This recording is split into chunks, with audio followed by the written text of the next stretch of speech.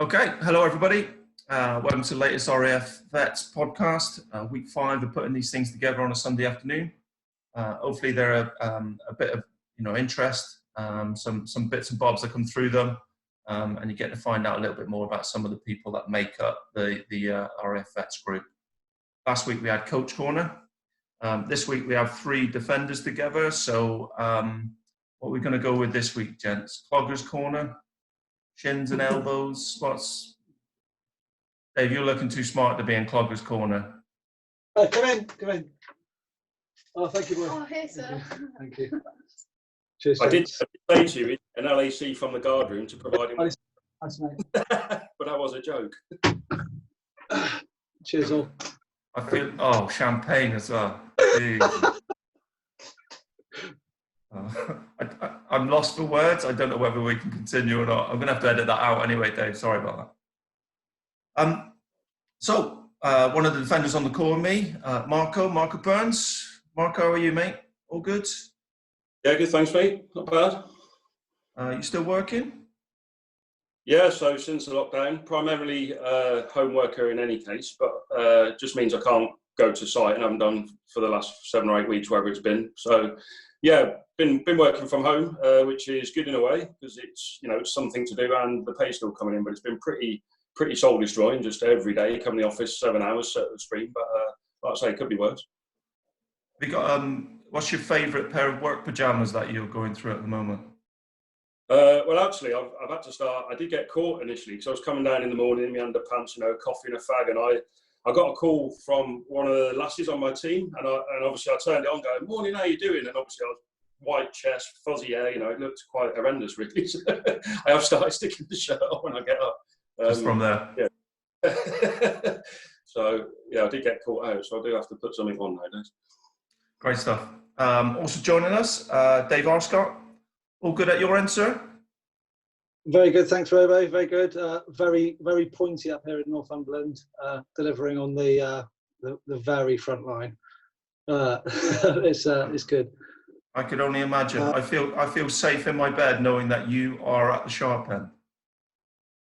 Well, this is true. This is true. But back to work properly next week. Actually, sort of just been going in odds and sods at the moment. Okay. What is it you do, Dave?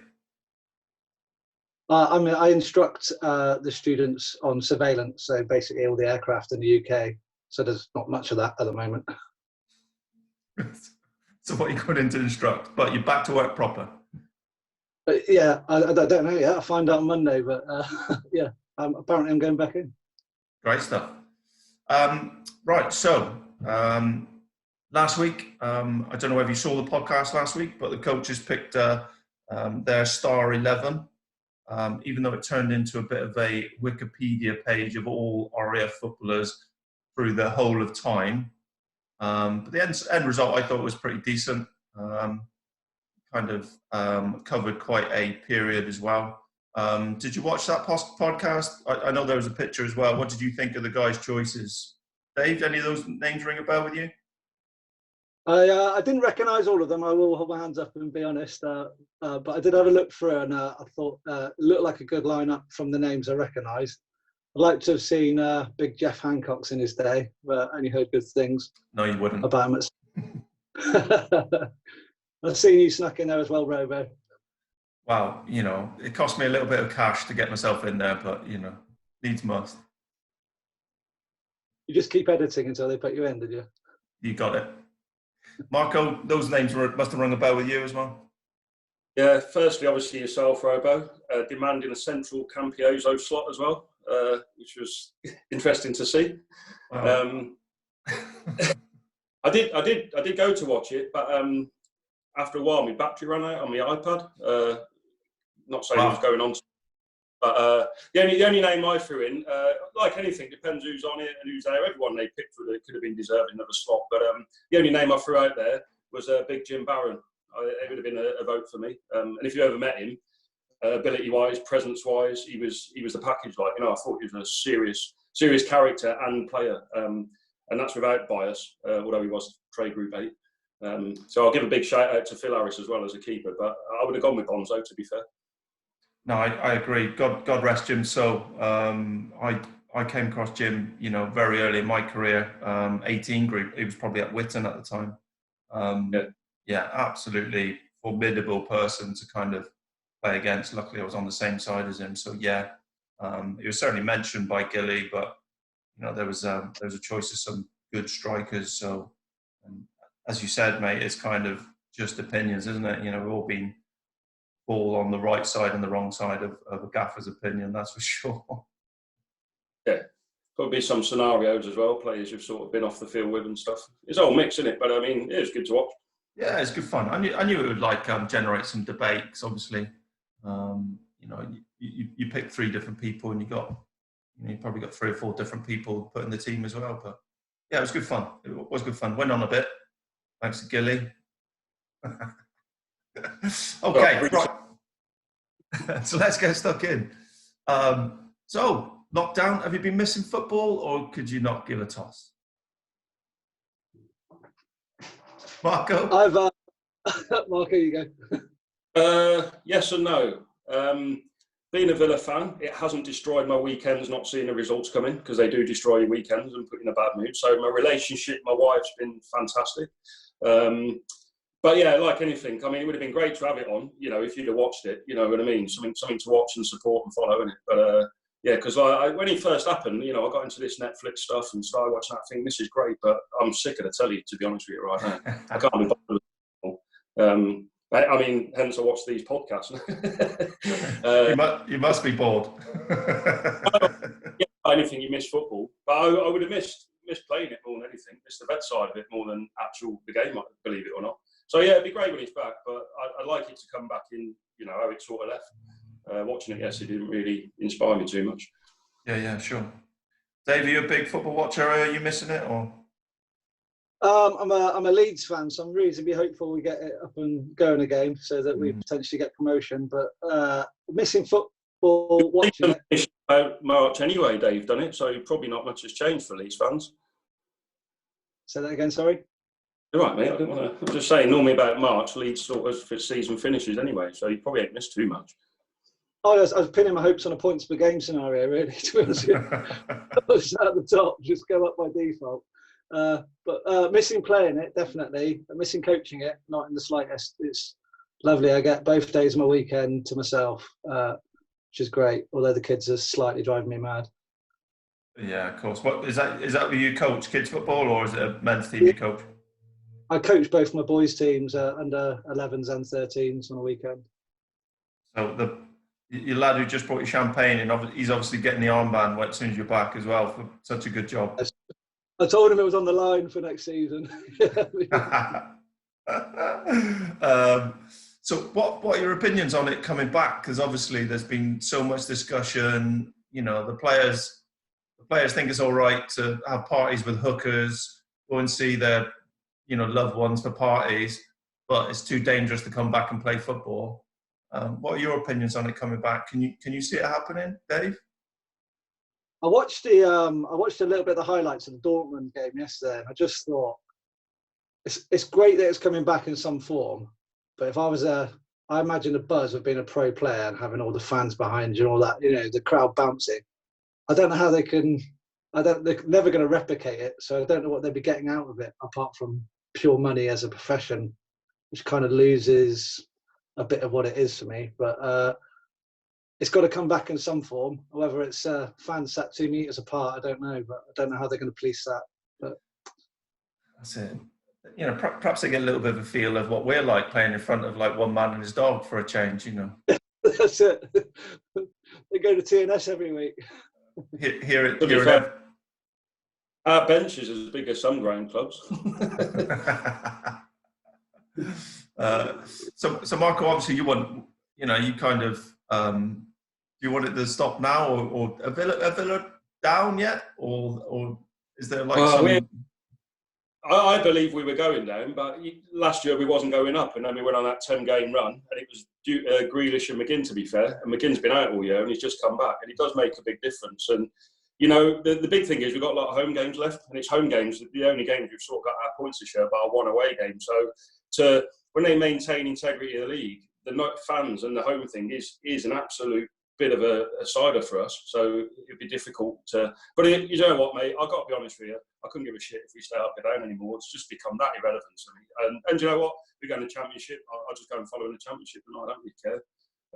But it'd be nice that if we went down because we actually got relegated, not because of points per games or all the other stuff they're coming up with. Neutral venue. I don't see the point. I did watch the game yesterday, and it literally was like watching a fixture in July, wasn't it?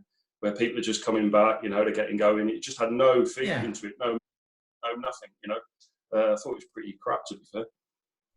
I didn't watch the game, but I saw some stills on Twitter and seeing the subs with their masks on, like kind of 2 meters apart. Yeah, I don't really get it because they test to make sure they're fine, then they sit in 2 meters apart, but they're together on the pitch. They're in the free kick wall. They were all together, stand next to each other, but in a celebration they're not allowed.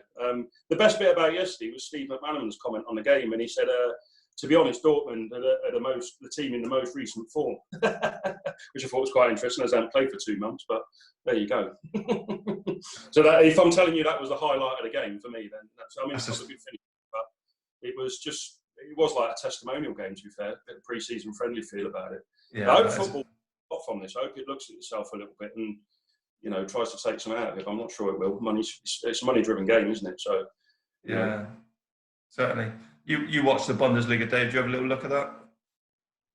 I wouldn't normally watch it. I had a quick flick on yesterday just to see what it was about. I wouldn't normally. I watch Match of the Day. That's about me, to be honest with you, and I watch the Leeds highlights when I can. Me too. Just an FYI, the Ryder Cup repeats are still on. I'm still working my way through Ryder Cup. I have no interest in. Yeah, at least that should go ahead, shouldn't it? Without the crowds again. Well, there's one tonight actually. There's Rory. They're doing an exhibition game. There's 4 of them playing. Dustin Johnson. So there's my evening sorted anyway. I couldn't be asked if football starts again or not. So, what about us? We're a long way down the pecking order. What do you think the chances are of there being grassroots football anytime soon? It looks to me really difficult to get grassroots football on. Anytime. At the moment, I'm seeing emails from all the FAs who are involved in the coaching saying you can coach an adult 1-to-1. That's it. You can't have any more than one person at your session. So a long way from there to having an 11-a-side game with random people. And let's be honest, it's a 22-a-side game. Did you say what? Did you say coaching one person at your session? Yeah, so it's 1-to-1 coaching. Session, Dave, to be fair, first. It's always like the saying, he's always late for your warm-ups. I always have a look at your warm-up. One person attending a session sounds like training in like April when you're like mid-table and got nothing to go for. One person turns up, Clubman of the Year. The key is get involved in senior football and make sure you're given the brain envelope on a training night, and suddenly you get millions of players come to train on that evening. It's really good skill. What? So cynical, Marco. So cynical that, but true. Anytime I turned up for training. Yeah. Right. So let's get into both of you then. Let's find out a little bit more about you. Dave Arscott, in your blazer. Just stand up a minute, Dave, so Paul McCormack can see those pants you got on. What colour? Are we going for like a plum or a... What colour are we calling them? Like a burgundy chino. Burgundy. I know Macca's a big fan. Just for those watching, I did mention before that if you don't know, Dave's been playing Football Manager on his PC and he's just got to the League Cup final, so he's just dressed appropriately, that's all. You're up next season, Marco. You can't be messing around. Right, then come on, Dave. Talk us through your football CV. What have you got? What's in your past? Any notables? I'd like to think I bring a very long and unillustrious career to the Vets. So probably a bit more standard. When I left uni, I played a bit of sort of step 7, step 6 in the Eastern Counties League.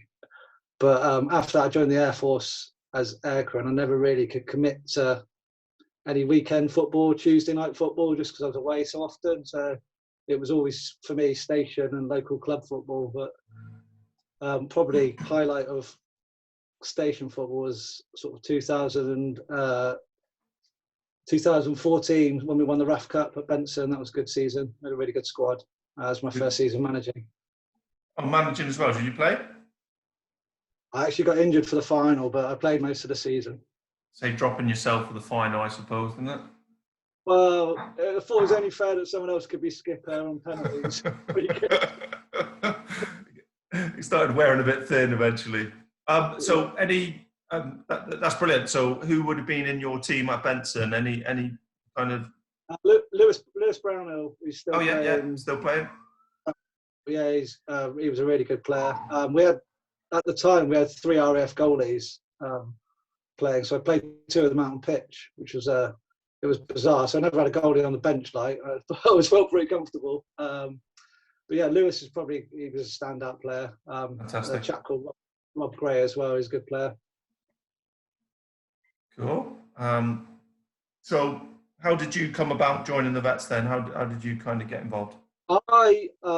So Benson had a Vets team, and I think they still run it, but they have a Vets tournament at Bryce. I think it coincides with the Carter Cup now, which is why we never go down. But the first season I played, I was like 34 and 10 months or something. Went along, played. And we got to the final. Played against Scotty Taylor actually in the final, and learned quite a sharp lesson that you don't have to charge around 100 miles an hour as I tried to chase shadows.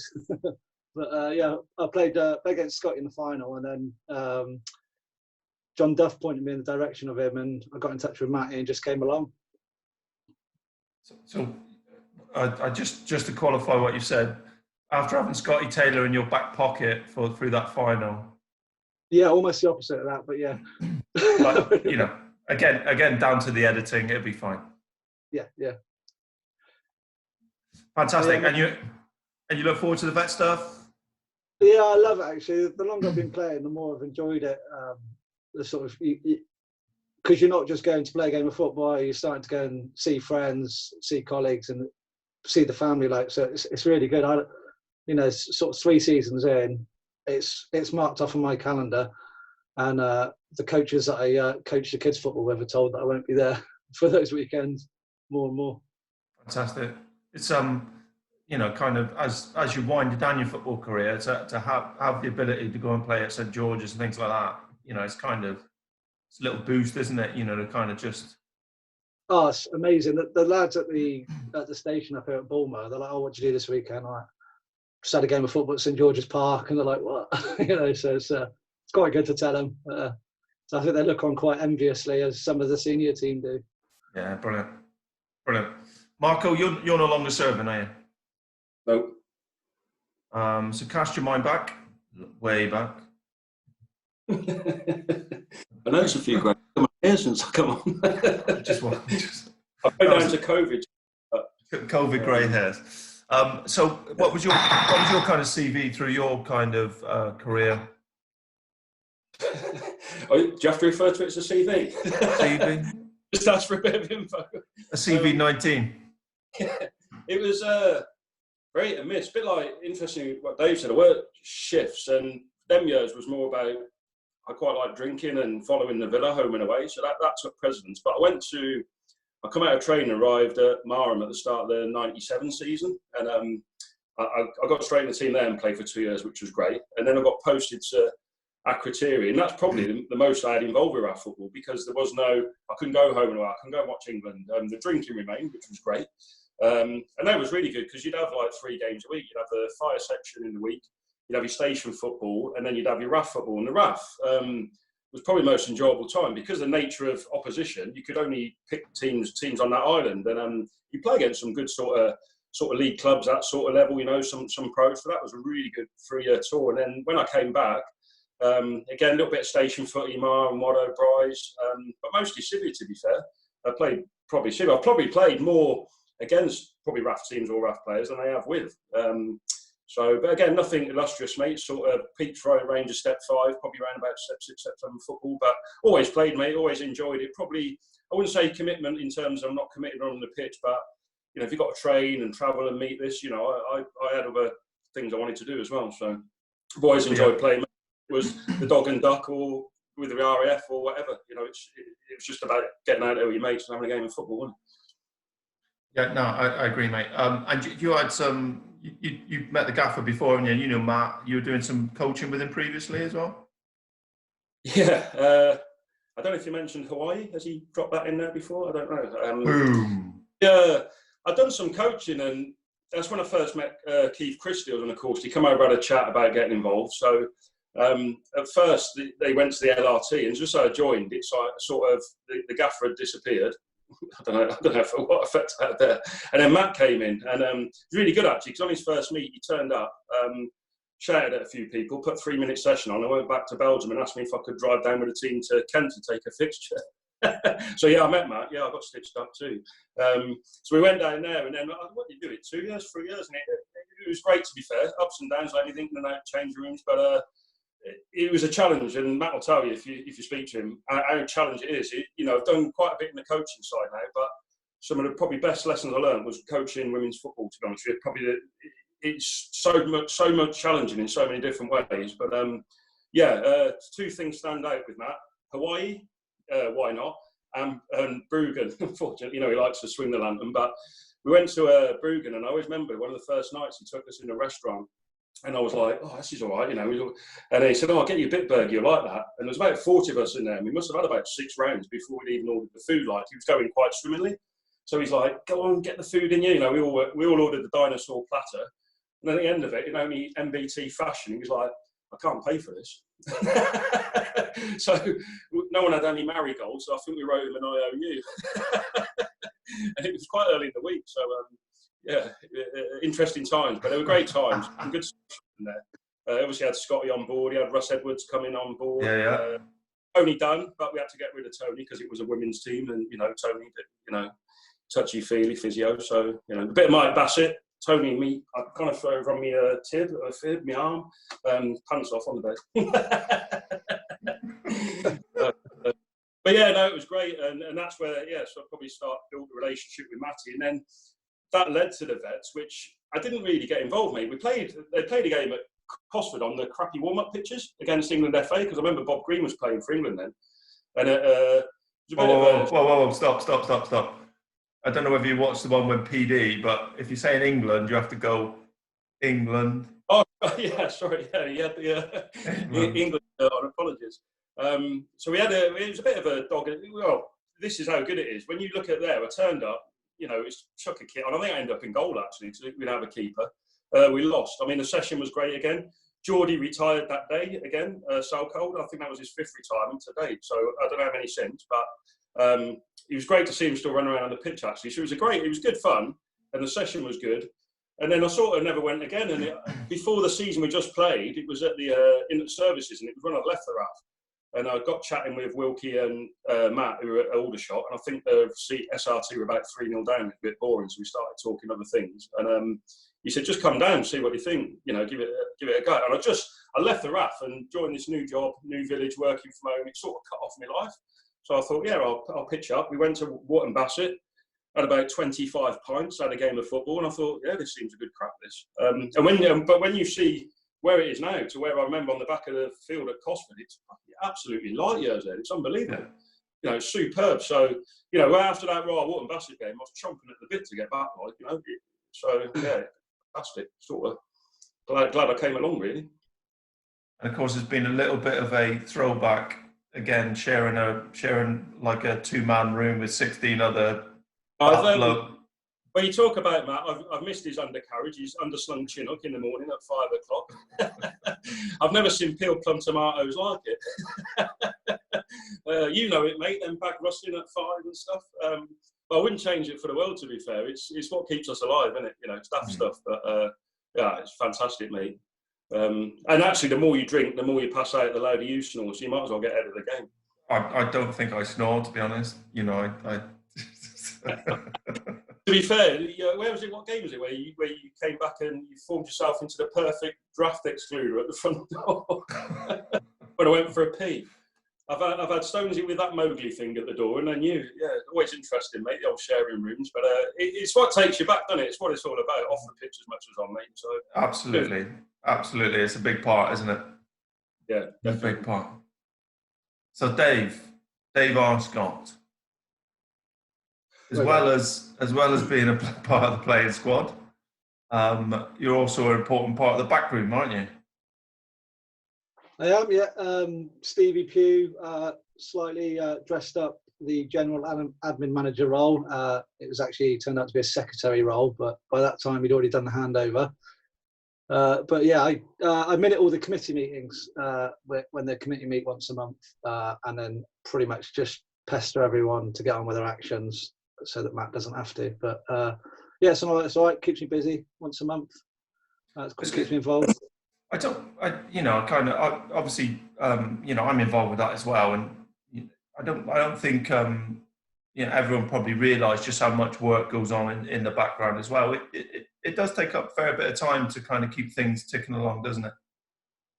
It really does, and I'm just sat typing away of what everyone's done, and that's, I'm typing quick enough for that, but people have put in a lot of work. Jimmy Sheehan into the comms, and his match reports. Goodness, how much time that takes. Matt himself obviously seems to have a finger in every single one of the pies. Yeah.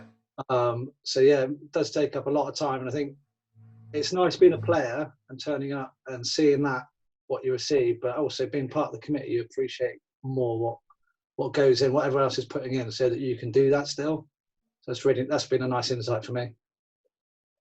There's a real mix there as well, isn't it? Because obviously they're still serving people like yourself, but there's guys that have finished their careers, and they're onto other things. So yeah, it's good to kind of have those, that diversity coming in as well, I think. Yeah, absolutely. Absolutely. Yeah, I always think I can fix everything, and then normally one of the old wives warrant officers tells me I can't. But hey ho. There's obviously one of the key parts of your job coming up. One of your backroom staff jobs coming up. So the virtual AGM.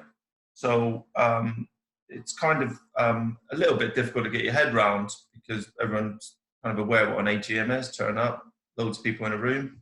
But because of the way we run, kind of all the people spread out everywhere, it's a virtual AGM. So do you want to just tell us a little bit about how it works, what you kind of need guys to do? Yeah, absolutely. So the actual committee are meeting on the 20th of May. The AGM's already been written as such, and all the various members are putting in their parts. So we'll meet and we'll ratify that on the 20th of May, at which point it will go to Jimmy and it will go out to all members. So everyone have a good week or 2 weeks to read it. Have they got any questions? Have they got any input? Anything that wants to be added?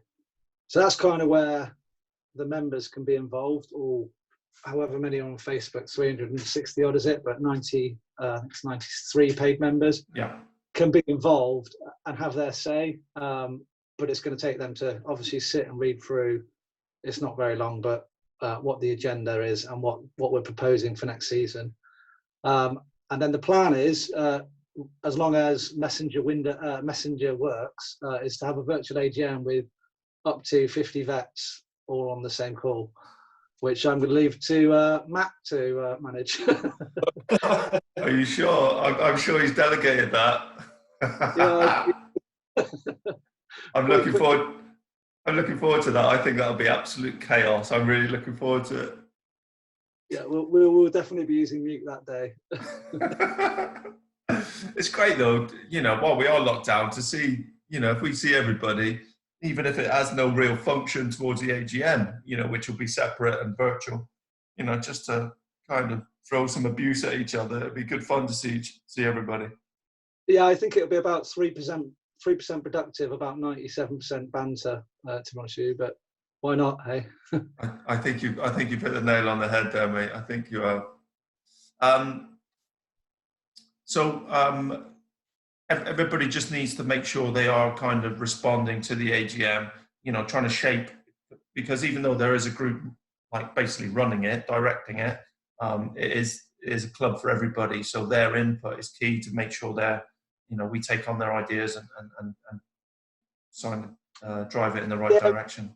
It really is. And, we pushed out the questionnaire as well to try and get ideas to add on. And I think it's important because we all like to have a whinge afterwards in the bar when we're on our night out of, oh, this didn't happen. But actually, sometimes you just got to be constructive for a questionnaire. And it might not end up in there, but it might well do. And it might just change it for how you want it to be.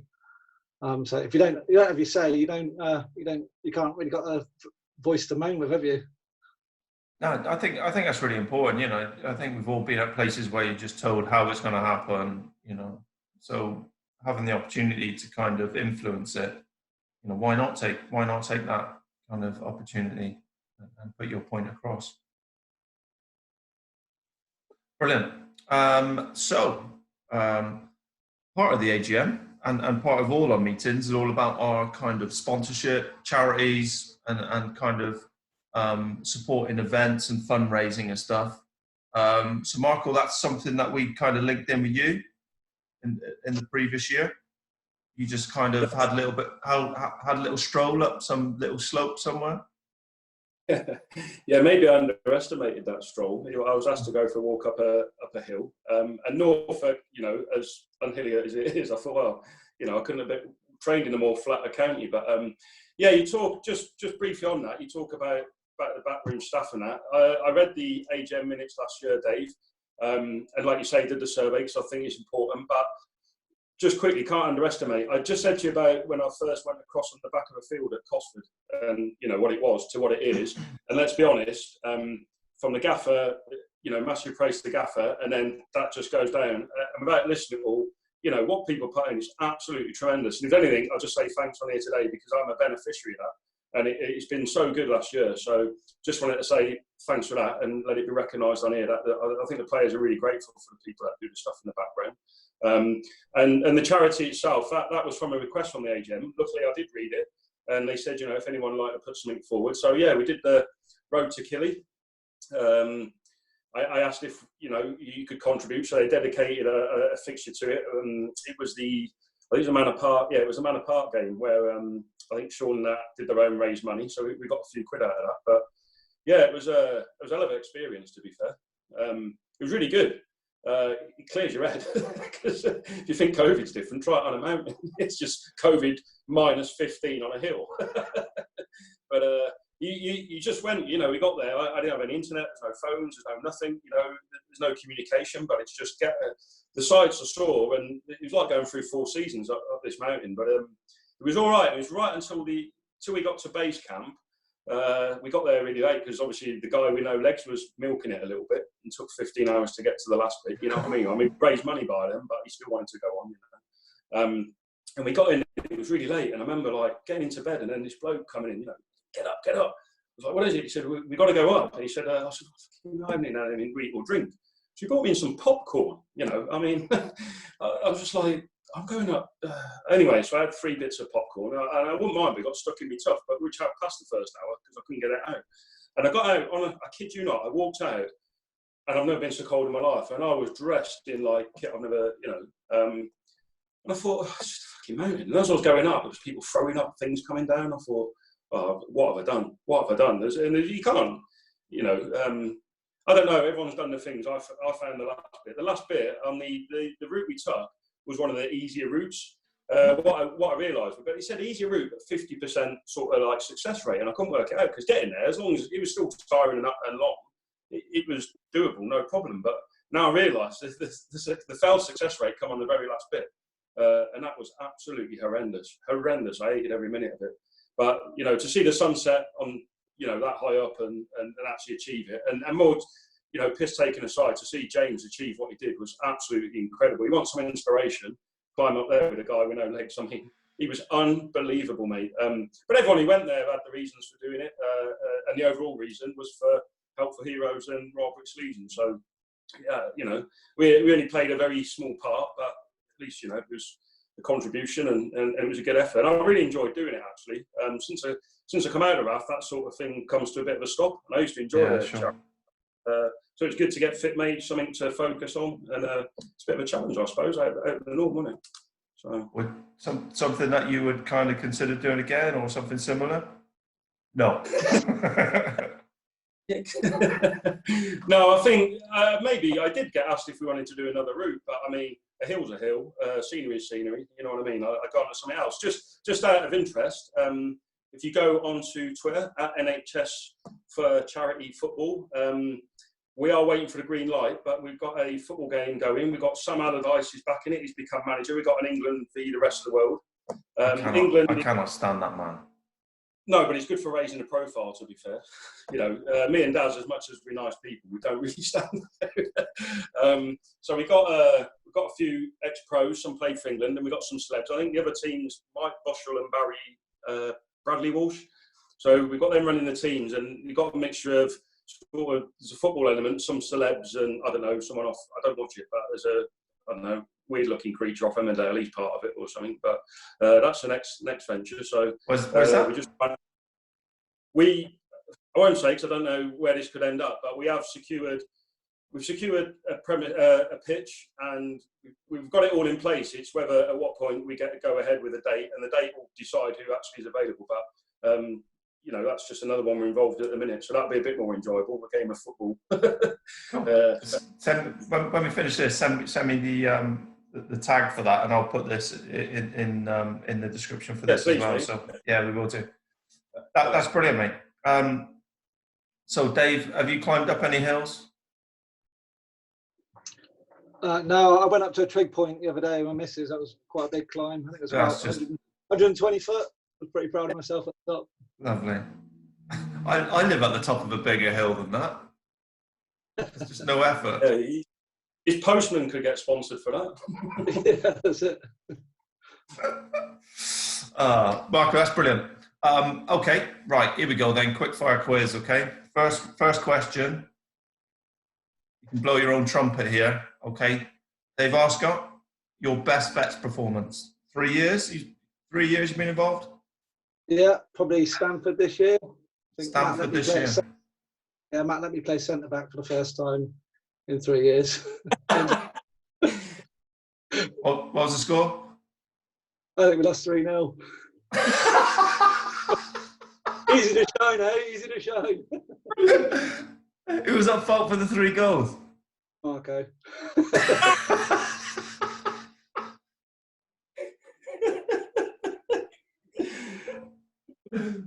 Any room under that bus, Marco? I'm still trying to recover from his first comment and accept. I couldn't chuck the skips under the bus. Oh, that's sacrilege if you did that. Right, I'm going to ask Marco the same question. If he says his best game was Stanford as well, I'm dying. Oh, you've ruined it, Robbo. You've ruined it. I had 2. I can't pick. Oh, come on. 2, all right, 2 for 2 different reasons. Let me give you 2. I'll give you your best game after. You recognise I had one. I'm going to take that.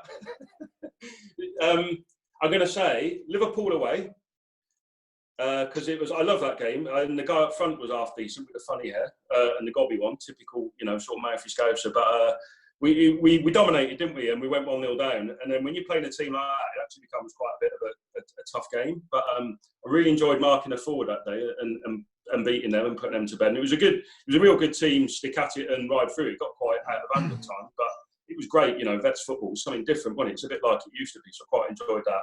But the other one I was going to say, and Macca, I think Macca might have mentioned this one on his, and I'm sure he'd agree, was when we played Wales, and Super player really got his 2 breakaway goals. But we got bummed that day, to be fair. But they had so much possession, mate, but they couldn't play over or through. It was a lot down the sides, and it was sets and coming in and balls, and we just sat in, and they were a much better team on the day, and we hit them on the break. Dave Wanless, one of them, was an absolute worldie, like, you know what I mean? But we did the job.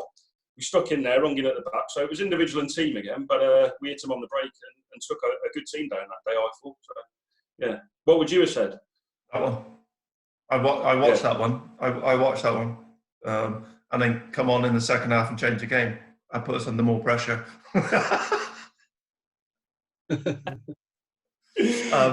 Okay, then let's flip this round. What's your worst game, Marco? Well, what about it? We stuck the place out that day. to be fair, mate, that was a squad Ulrika, but I know it was a team absolute shocker for 45. But when I say that, you know, if you're playing well in the team, but it takes a couple of individuals to step up to start changing, didn't we? And no one stepped up. In fact, it was any time in a change room and everybody's as bad as each other, but still felt embarrassed individually. It was absolute shocking, wasn't it? It was awful. Yeah. It was just, it was a shambles. That's another game I take responsibility for changing by going off. Yeah, that had a different effect, to be fair. Yeah, I forgot we were in. Yeah. It weren't great, mate, was it? Dave, so obviously, is your best and worst the same game because you lost 3-0, or are you going to pick a different one? 100%. The golf last year before the presentation was my worst performance. I am rubbish at golf. 100%. How many points? Did you win a trophy or something? I looked through some photographs the other day. You won something. I got it near the pin. But that was my only good shot the whole day. You did like a moan about the golf, didn't you? Not being given your full handicap and forward tees or something. Well, I was so bad on that day, Robo, that I had my pants down and my second shot didn't go past the ladies' tee either. Keep them down. The wheels had truly come off, yeah. Okay, right. So when you turn up for a weekend, who's always the best dressed? Obviously, apart from you, Dave, because you are looking sharp tonight. Oh, it's a tough one. I'll go for Mike Walker's always looking pretty sharp whenever I see him at the games. Oh, lovely. Even though he looked like a council bin man when he came to the golf that day. With his orange trousers on. I like it. He pulled it off for me. He's top man. Marco, best dressed in the vets. Got to be Phil Harris. It has to be. He looks like Al Capone. He looks like a day at the races. He just. I don't always agree with the style, but he seems to make the effort, doesn't he? See, he dressed up for Eurovision Song Contest last night. Oh, he looked good. COVID's been tough, mate, but I'm not there yet. They dressed up as ABBA for Eurovision Song Contest last night. Brilliant. Have a little look. Well, I've got internet. There's other things to keep me amused over Eurovision. So anyway, moving swiftly on. Who's the tramp, Marco? No, I didn't mean you're the tramp, Marco. I meant who is the tramp, Marco? Tramp's a bit harsh, isn't it?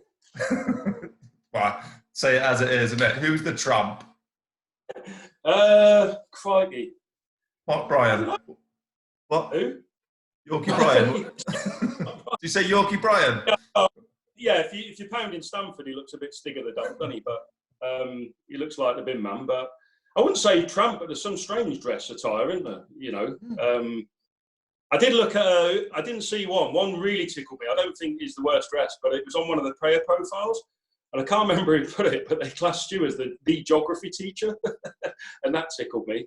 Other than that, I suppose Finder's got some weird stuff. The gaffer's thrown a few out there. I don't know. I wouldn't say anyone's a tramp. There's just some chosen attire, isn't there? Oh, well, that's such a diplomatic answer. I love that. Hey, Dave, you won't hold back, will you? Look at the face on him. He's just about to dive in 2-footed. Who's the tramp, Dave? Stu Algar. Yes. Was it you who called him the geography teacher? Yeah. It wasn't. That made me die. You just a teacher today. And he took it better than Ben Baker. I couldn't do Ben again. I thought I would have cut him while he was down. So Dave, you're next. Who's got the foulest mouth? It's going to have to be Skips, I think, Scotty. Any examples? Pretty much anywhere between 0 and 90 minutes when he's on the football pitch.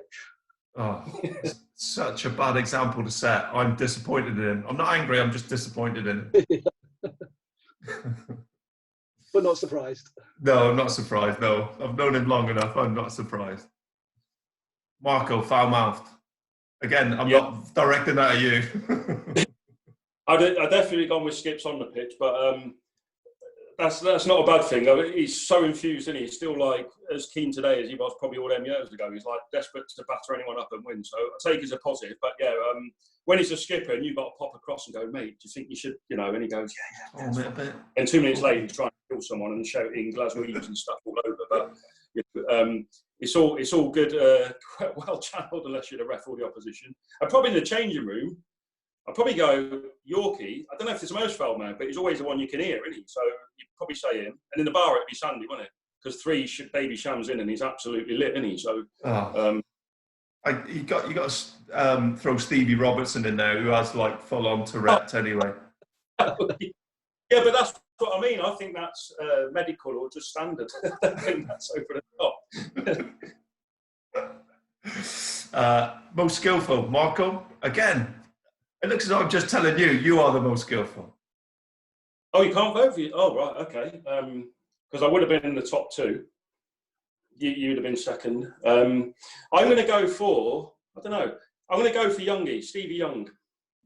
I think because he's when I watch him, there's a couple of games where he I didn't like him actually as a 10 for someone skillful.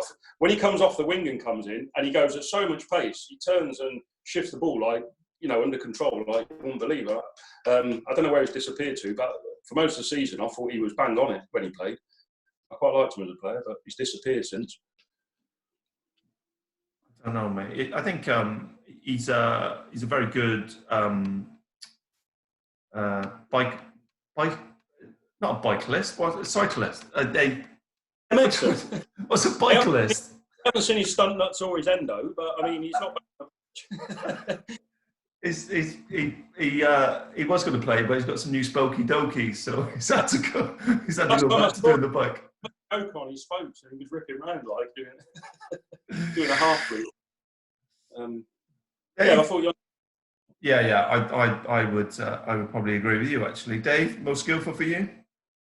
I'll go for 2 if I can. I always put Russ Edwards because he loves a trick. If I was having him on FIFA, I'd have Russ Edwards. But I watched it's the first time I've probably seen him play a full game. But some of the stuff Gaz was doing in that Army game, just the ball was coming into him, and real simple things, just like cushioned headers and playing off his chest. It was unreal to watch really from the side. It was like very skillful. So yeah, but if I had to watch someone, I like watching Russ. I think he's always got a trick up him. The maestro. Indeed. Well earned nickname. Who's the dirtiest? Well, it's funny you should say that. I can only go off what I've seen on the pitch, and it still scarred me deep. The tackle in Cyprus, where you tried to come through the guy's hand. But that was a one-off. Average, I'd probably say Skips again, to be honest with you, because he loves to. If someone goes round him, they generally don't go round him. Yeah, they only do it once. Yeah, they'll only do it once. But for a one-off acts of pure violence, I think you and Cyprus are going to take a lot of topping. Can I just stop you there? Did the referee give a foul? No, it's clean. We got the ball. It must have been fine then. I mean, the guy's still in counselling, PTSD, but you got the ball. Marco, who for you? Dirtiest in the team? Weird, we don't see it that much in vets, but there's one player, and I haven't seen him that much when he plays. If I wanted someone for a tear-up and someone to go into war with, I'd go with Tomo, to be fair. I think he's right up for it. I think if he could... I think it's quite easy to light the fuse, but I'd have Tomo in my team any day if I wanted to tear up. I'd go right behind him. Go on, he looks like rock and roll, mate. And I watched a couple of games he's played. He likes a little bit off the ball as well. He leaves a little bit in. If you sort of play with him and sort of give him a nudge, probably 2 minutes later you're going to get hit like a fucking juggernaut. Like, you know what I mean? That's my type of player, so I'd go Tomo all day personally. So just to link the 2 stories together. So again in Cyprus, probably 3-4 years ago, Tomo got sent off twice in consecutive games in the Carter Cup. Yeah, probably a liability, but yeah, I think he's got a bit about him. I don't think he's been violent, is he? So he looks like he knows how to handle himself. Probably the League of Wales is probably tough. It's not the easiest of leagues, is it, to play? So I would have thought Dave Arscott might got in on this as well. What was the game where you've like Wallace through a guy and he's got like you can tell he's an officer. It's genuinely the only time I've ever flashed on a pitch. Yeah, to be fair, in my defence, I think that was Stamford, and I laughed while 3 goals went in. Sorry. Right, okay. So, Dave Oscott, sum up the vets for you, 3 words. I'd say a loyal family and good fun. Or fun. That's 4, but you know. Loyal family and fun. And Marco, for you, 3 words. Easy. Absolutely love it. See, especially this side of it. I get my delivery, Dave, but like my wife doesn't come in to like join in with the video. I just get a delivery. I told you that guy was from the guard room. He's just bleaching. He's on Jankers, mate. On Jankers. Oh dear. So finally, boys, let's just try and wrap things up a little bit. Presuming that we do play again at some stage, what are you looking to achieve personally in the next season? So personal goals. Dave? So I plan on spending the season persuading Scotty to retire and Danny Dixon to go into midfield. So I've got to sniff in any inter-service game at some point, and persuading Matt that I can play centre back, not right wing back. Marco, have you got the same aspirations? Yeah, I will still turn up on Friday and drink into oblivion, regret it Saturday, and do it again Saturday. No, mate, it's just to commit again, hopefully every fixture. And to be honest, just try and be in every team I can. And this time, hopefully, I'll push to get a shirt for that first inter-service game. That's what we've got to try for, innit? So all said and done after the sherbets, mate. I like the competition. I like the game, so it'll just be the same. Try and be in every game we play, and ultimately try and play in inter-services. That's brilliant. I think that's quite a good point, Marco. Actually, there's only 11 people that can play. We all want to strive to get it, and we're all disappointed if we kind of don't get the nod. But it is. That is what drives you, isn't it? Like, you don't lose that burning desire to be involved. Yeah. even when you're knocking on, you're only capable of doing like 45, 50 minutes. It's kind of like, why are you taking me off? Well, because you're blowing out your arse and you can't run. But say it's just another game for us, another game in a fixture, and I understand the sentiment in the spectrum of what the vets is. But it's bullshit. We're not 10 years old. We know it's not just another game. And it's not just the one, we won, it's brilliant. And 2, you want your teammates to win anyway. But 3, you want to get out there and have a tear up with them, don't you? It's what it's about. And football's never changed. Whatever age you are, you still want to get over that white line and have a go, like, you know what I mean? So to be part of it, is to play, really. I like playing, you know what I mean? So that'd be a goal. But if it doesn't happen again, I'll go mental for a few months and then calm down and then just try again. Brilliant. Boys, that's pretty much it, I think. Thanks ever so much for taking time out of your Sunday to join us. Dave, thanks for dressing up. Are you going to stay like that for dinner, or are you going to like dress down when you go back? Probably go dressing gown, pipe, slippers. Like to take it casual on a Sunday night. Is that like a silk smoking jacket you like to? Yeah. Well, obviously we'll wait for the ensign to be lowered first, but after that, of course, probably maybe a cigar on the veranda. What quarter have you got? Sorry. The wall looks like it's peeling. You better ring the guard room again, get him in. Is this not standard housing? Gents, brilliant. I really enjoyed that. So thanks ever so much. Just left to say, obviously, stay safe. Hopefully see you all soon. I'm really looking forward to kind of meeting up again, sharing a beer, and probably not joining you playing football, but just shouting at you from the sideline, just abusing you for 90 minutes. So very similar for me, just the distance will be bigger. Yeah, no change. Boys, take care. Thanks ever so much. All Thanks, the best. everyone. Easy.